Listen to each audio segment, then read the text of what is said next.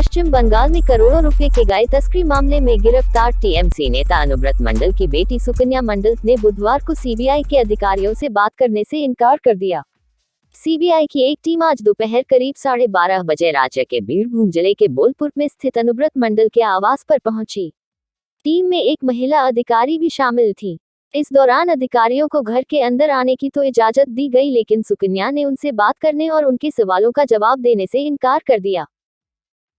30 सालों में पहली बार भारत और ऑस्ट्रेलिया खेलेगी 5 मैचों की 2 टेस्ट सीरीज। आईसीसी ने मेंस क्रिकेट के लिए 2023-27 के बीच फ्यूचर टूर प्रोग्राम की घोषणा कर दी है। इस कार्यक्रम में बायलेटर सीरीज के अलावा आईसीसी इवेंट को भी शामिल किया गया है। इस कैलेंडर में आईसीसी के 12 फुल टाइम मेंबर कुल 777 इंटरनेशनल मैच खेलेंगे, जो पिछले टूर की तुलना में अधिक है। इसमें से 173 टेस्ट, 281 वनडे और 323 टी20 मैच शामिल हैं। इस कैलेंडर की खास बात यह है कि इसमें बॉर्डर गावस्कर 5 मैचों की सीरीज के 2 सेट्स हैं। बंगाल में मवेशी व कोयला तस्करी और स्कूल सेवा आयोग एसएससी भर्ती घोटाले की जांच ईडी और तेज करेगी। इसके लिए ईडी के अधिकारियों की 10 टीमें बनाई जा रही हैं। इस टीम में दिल्ली और पड़ोसी राज्यों के अधिकारियों को शामिल किया जा सकता है। ईडी अधिकारियों ने राज्य में जिन मामलों की जांच चल रही है उसे लेकर एक उच्च स्तरीय बैठक की, जिसमें विशेष टीम बनाने का फैसला किया गया है। उत्तर बंगाल विकास मंत्री उदयन गुहा ने मवेशी तस्करी कांड में तृणमूल कांग्रेस के बाहुबली नेता अनुव्रत मंडल की गिरफ्तारी पर विवादास्पद बयान देते हुए कहा है कि जब केंद्रीय राज्य मंत्री जेल जा सकते हैं तो 2-4 गायों की तस्करी भी हो ही सकती है। गुहा का निशाना केंद्रीय गृह राज्य मंत्री निशित प्रमाणिक पर था। भाजपा प्रवक्ता गौरव भाटिया ने कहा कि एचएमओ ने स्पष्ट किया है कि गृह मंत्रालय ने अवैध प्रवासियों को ईडब्ल्यूएस फ्लैट उपलब्ध कराने का कोई निर्देश नहीं दिया है। दिल्ली के सीएम केजरीवाल को दिल्ली वालों की नहीं रोहिंग्याओं की चिंता है। 29 जुलाई को दिल्ली सीएस की अध्यक्षता में यह निर्णय लिया गया कि अवैध प्रवासियों को इस आवास में स्थानांतरित किया जाए। यह कहना गलत नहीं होगा कि केजरीवाल का हाथ घुसपैठियों के साथ।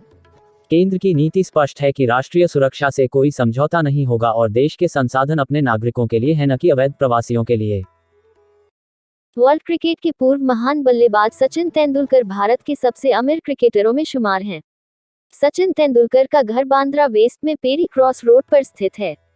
सचिन इसी बंगले में अपने पूरे परिवार के साथ रहते हैं। ये घर मास्टर ब्लास्टर ने साल 2007 में 39 करोड़ रुपए में खरीदा था। सचिन तेंदुलकर का घर अक्सर चर्चा में रहता है। सचिन तेंदुलकर का ये घर 6000 स्क्वायर फीट में बना हुआ है। अब इस पूरे घर की कीमत लगभग 100 करोड़ की है। घर में कई फ्लोर्स हैं, साथ ही 2 बेसमेंट हैं। घर में ही शानदार गार्डन भी है, जिसे दुनिया भर के एक से एक नायाब पौधों से सजाया गया है। कांग्रेस नेता कन्हैया कुमार ने बिहार के बदले हुए सियासी माहौल के बीच भाजपा पर तंज कसा है। उनका कहना है कि बिहार ने भाजपा को उत्तम राजनीति का उदाहरण दिखा दिया है। उन्होंने कहा कि बिहार ने हमेशा की तरह ही देश की राजनीति को दिशा दिखाने का काम किया है। बिहार में जो राजनीतिक घटनाक्रम हुए हैं वो अपने आप में रोशनी दिखाने जैसा है।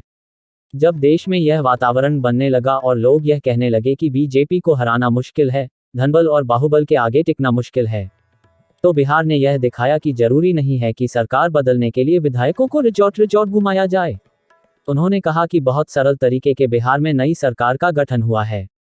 कन्हैया ने कहा कि नई सरकार का उद्देश्य बिल्कुल साफ है। यह भाजपा की देश और समाज को तोड़ने वाली राजनीति के लिए और बिहार के मुद्दों जैसे कि शिक्षा, स्वास्थ्य, रोजगार, पलायन के मुद्दों पर काम करे और अपने काम के जरिए यह संदेश दे कि हम बीजेपी की डिवाइड एंड रूल की प्रैक्टिस को हराएंगे।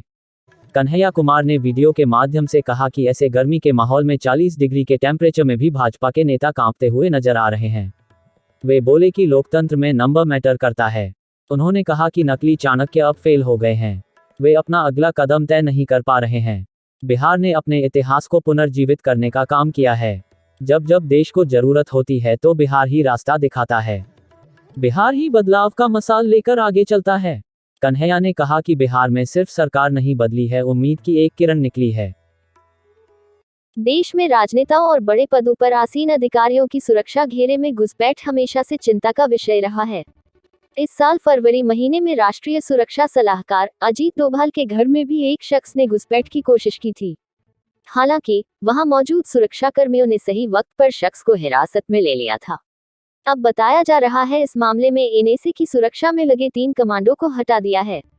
इंडिया टुडे की एक रिपोर्ट में सूत्रों के हवाले से बताया गया है कि केंद्र ने इस साल फरवरी में हुई सिक्योरिटी ब्रीच की घटना पर राष्ट्रीय सुरक्षा सलाहकार NSA अजीत डोभाल की सुरक्षा में लगे 3 कमांडो को हटा दिया है। इसके अलावा VIP सुरक्षा से जुड़े उप महानिरीक्षक और कमांडेंट का तबादला कर दिया गया है। भारत और पाकिस्तान के बीच 28 अगस्त को एशिया कप 2022 में भिड़ंत होगी। दोनों टीमें पिछले साल T20 विश्व कप के बाद पहली बार एक दूसरे के आमने सामने होंगी। बाबर आजम की टीम ने 10 विकेट से जीत हासिल की थी। भारत पाकिस्तान मैच में हमेशा ही गहमागहमी देखने को मिलती है। 2003 वर्ल्ड कप में भी नजारा कुछ ऐसा ही था। महान बल्लेबाज सचिन तेंदुलकर ने मैच में शानदार प्रदर्शन करते हुए 75 गेंदों में 98 रन बनाए और भारत ने 274 रन के लक्ष्य को 6 विकेट शेष रहते हासिल कर लिया। तेंदुलकर ने पारी के पहले ओवर में शोएब अख्तर को 18 रन जड़ दिए थे। इसके बाद अख्तर को आक्रमण से हटा दिया गया था। उन्होंने अपनी ठोस बल्लेबाजी जारी रखी, लेकिन क्रैम्प के कारण वीरेंद्र सहवाग को 72 रन बुलाना पड़ा। 19 साल बाद सहवाग ने इस मैच को लेकर बड़ा खुलासा किया है। उन्होंने बताया है कि पाकिस्तान के ऑलराउंडर शाहिद अफरीदी लगातार तेंदुलकर को गाली दे रहे थे। Be aware with the world. APN Broadcast Service.